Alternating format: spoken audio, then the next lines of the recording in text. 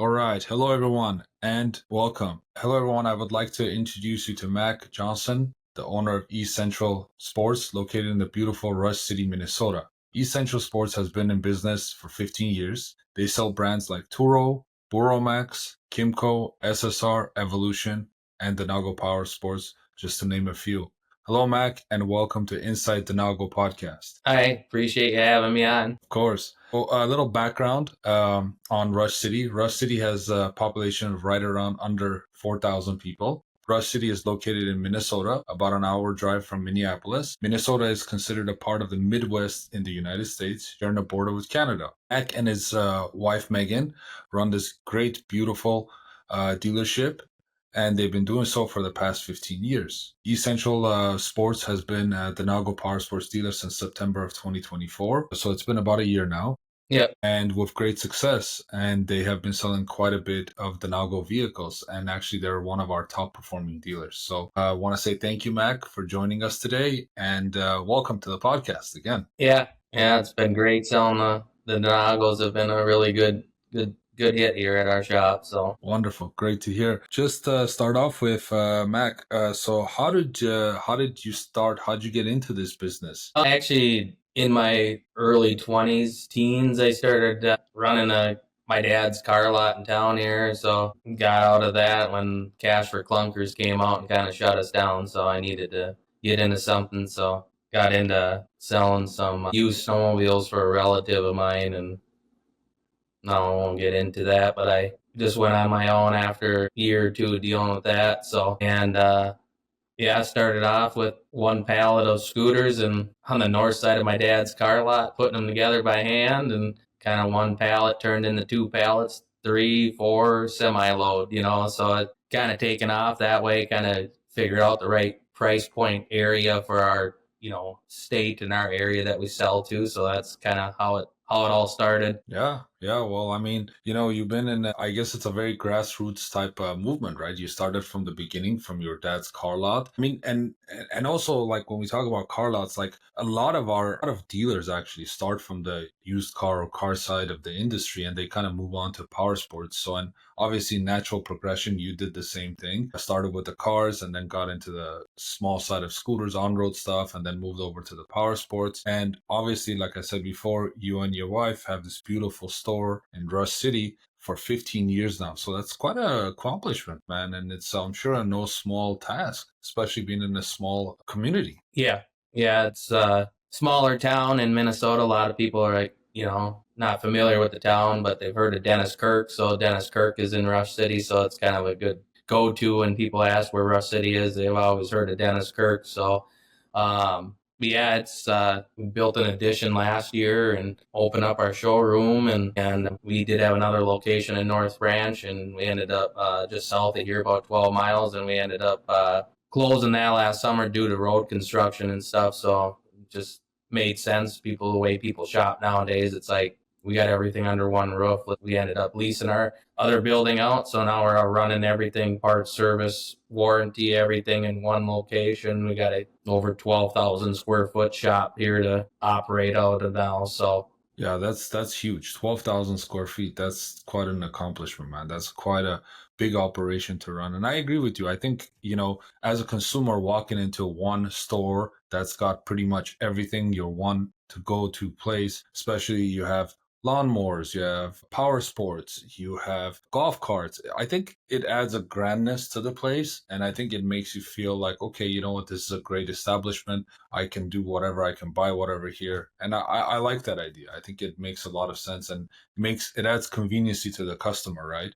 And Yep. And giving the customer a lot of options, so that's always a good thing.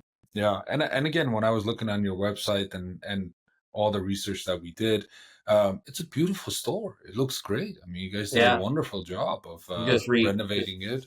Yeah, just remodeled it about a couple months ago. So it's all put an extra wall up and, separated the service shop from when you walk in now. So it's more showroom-like, store-like when you first walk in the door, and got a lot of cool stuff on the walls, kind of showing race cars and stuff that we sponsor, events that we've sponsored over the years on the walls, and and all of our products, accessories and all that stuff hanging on the walls here for people to see. So it's turned out to be great. It's been a good transition to doing everything out of one place here. So I think, yeah, that is the key for sure. And like you said, you also do sales from there. Obviously, you do service out of there, and obviously accessories for whatever, whether it's lawn, golf cart, or the power sports. And I did see that on your website. And it's so important to have those type of accessories for after sales, part of that. Because, consumers as they come into the store, especially when they have little children, you want to outfit them with the safety gear, right? You want them to have the helmets, the goggles, the gear.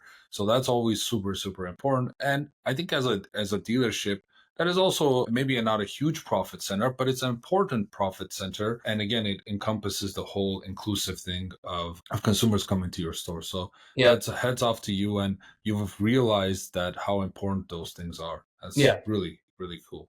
yeah. Yeah. So, obviously you've been in the business for 15 years now. So, tell us a little bit about what have you seen that's changed in the last 15 years? How have things grown? And, even before also this, we were talking about some other competitor who's also changing and bringing new vehicles. So, kind of just tell me a little bit about, Yeah, since I mean, I would say the attention to quality has in this line of business, I have seen change over since 15 years ago. I used to be able to point out every single change on every Coolster machine back when I first started selling them. I could something change, I would tell the customer, hey, that they shortened this to make it better, more stable, or they upgraded this. So I've seen that.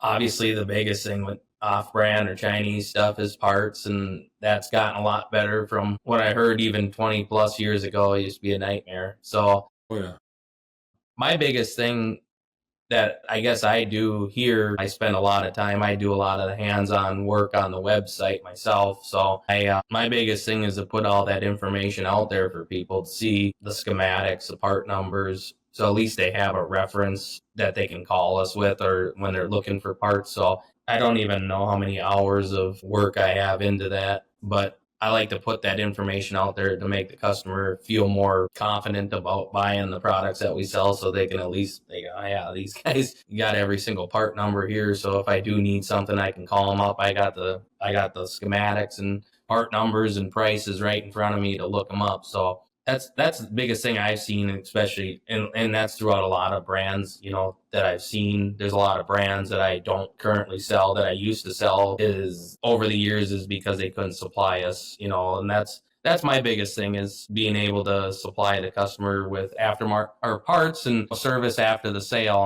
And I've seen that change a lot with some of these brands over the years. So it's definitely gotten better. So that's a big plus. And then obviously bringing the fuel injection into the game. Obviously, the big guys have had it. And like I said, when I found Denago the one night, got home from Heydays, and I'm like, "What is this? Like, how do I not know about this?" And I sent you an email right away, and I'm like, and you got a hold of me the next day, and we were, within 2 days, 3 days, I think we were set up as a Denago dealer. I'm like, we'll definitely kill it up here in Minnesota with these machines because this is what we need up here. So it's been our number one brand that we've been selling for youth power sports now, definitely for sure. wonderful.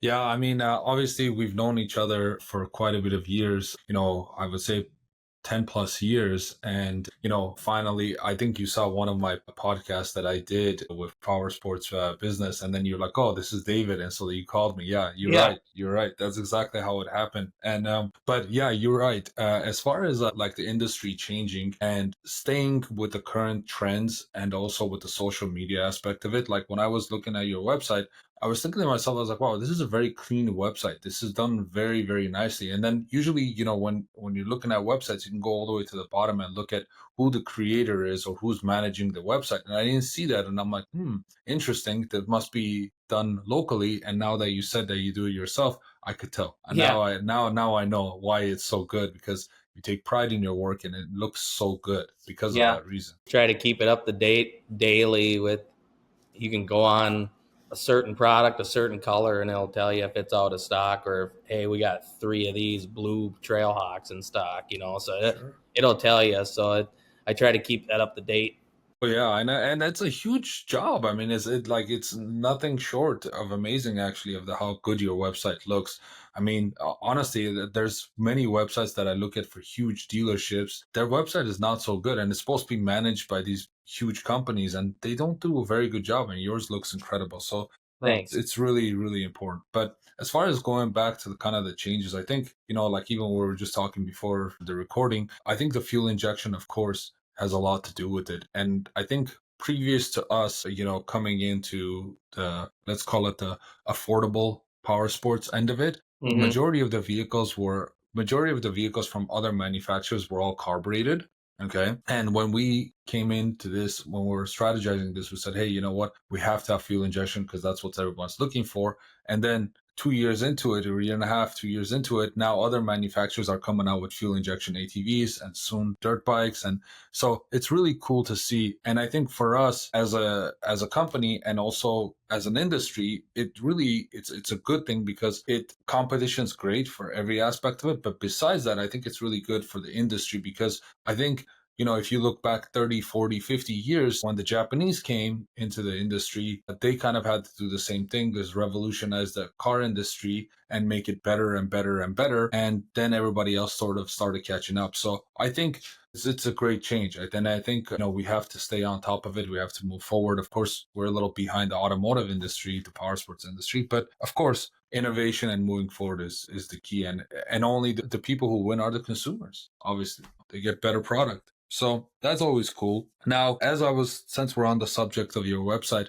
I saw something there that was really, really cool and really interesting to me. And I don't really see too many people doing this or anyone really, which was the section on your website says Christmas wish. So tell our viewers, what is that about? It's a event or something we do every year on usually Christmas Eve. A guy that had worked for me back in the past, he still works with me at Heydays. Both his kids work for me now doing assembly. He came up with this idea of giving back to the community for Christmas.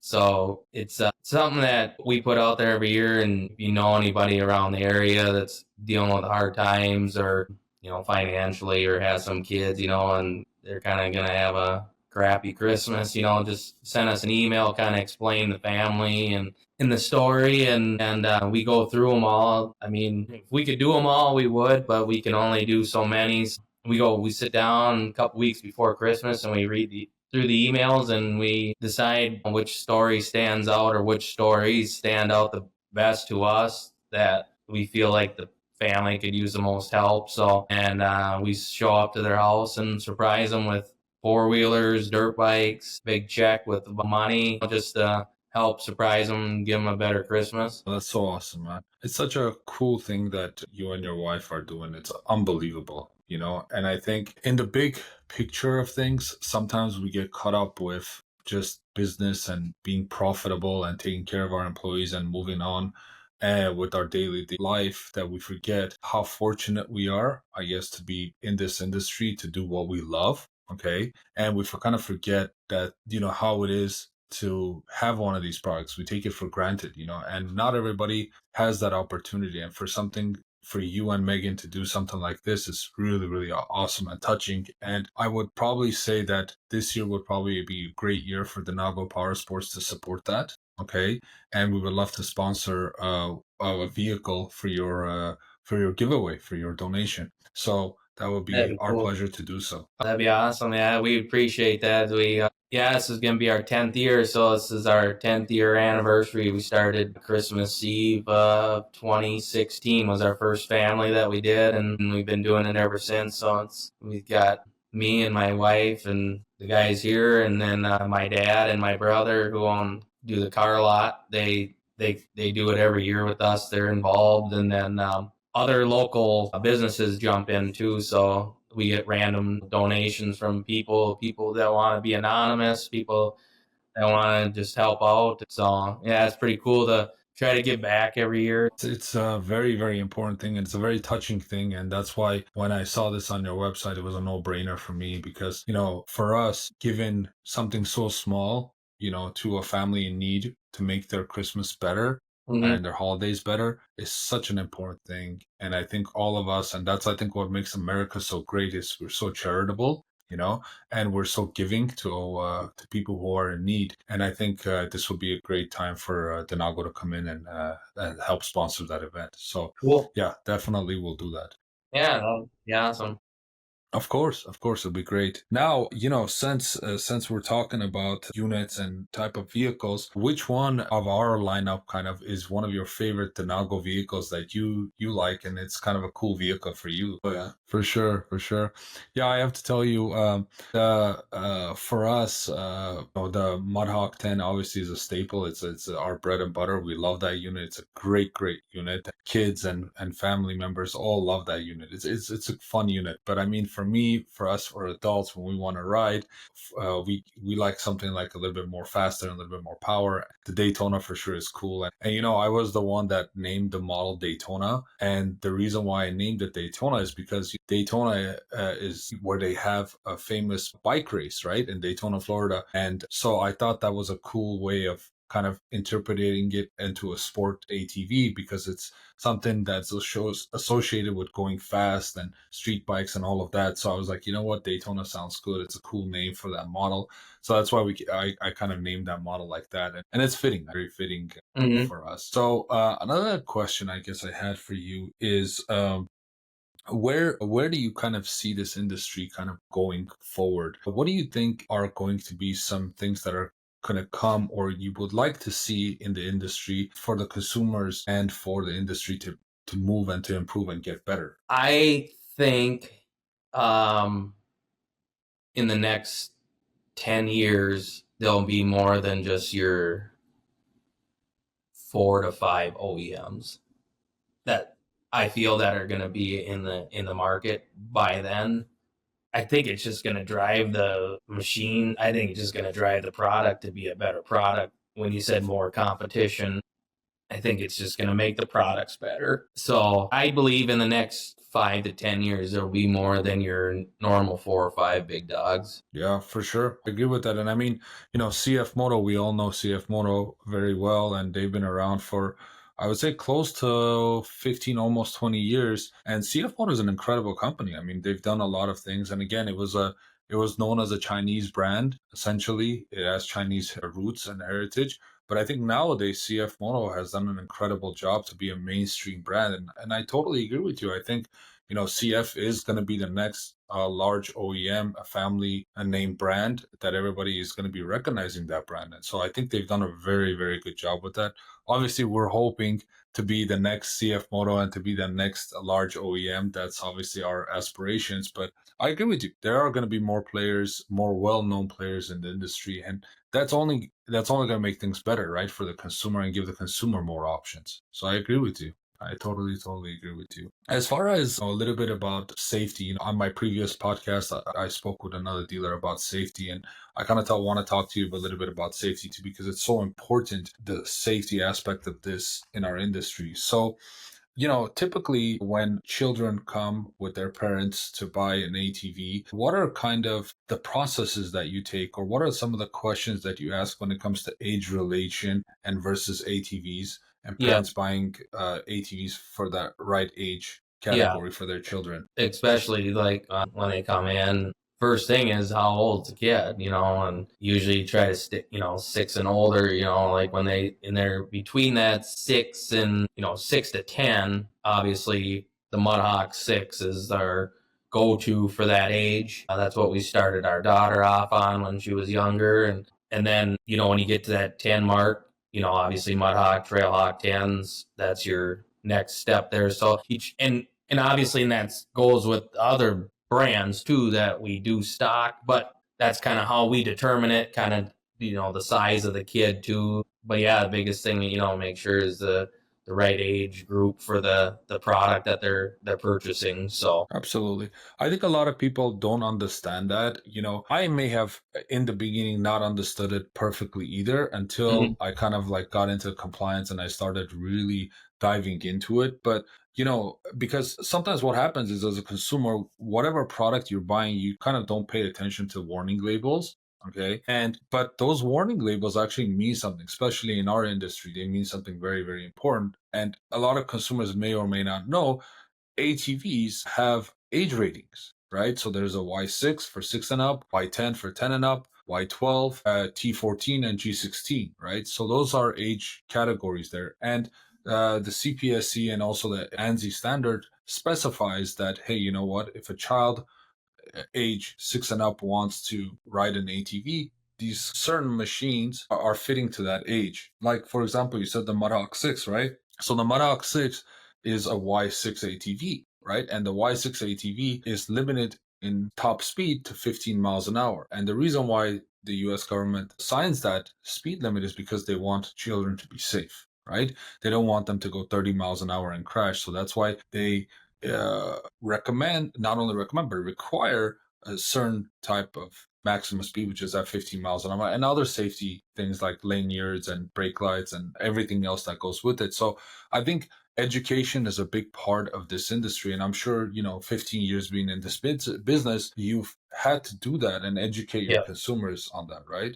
Yep. Yep. And Yeah. the safety trainings and stuff too as well that goes along with selling these products. There's safety DVDs, that kids can watch, and then obviously there's the ATV training courses and stuff too that kids can go and use, and do that too to keep them up to date and keep them safe. That's right.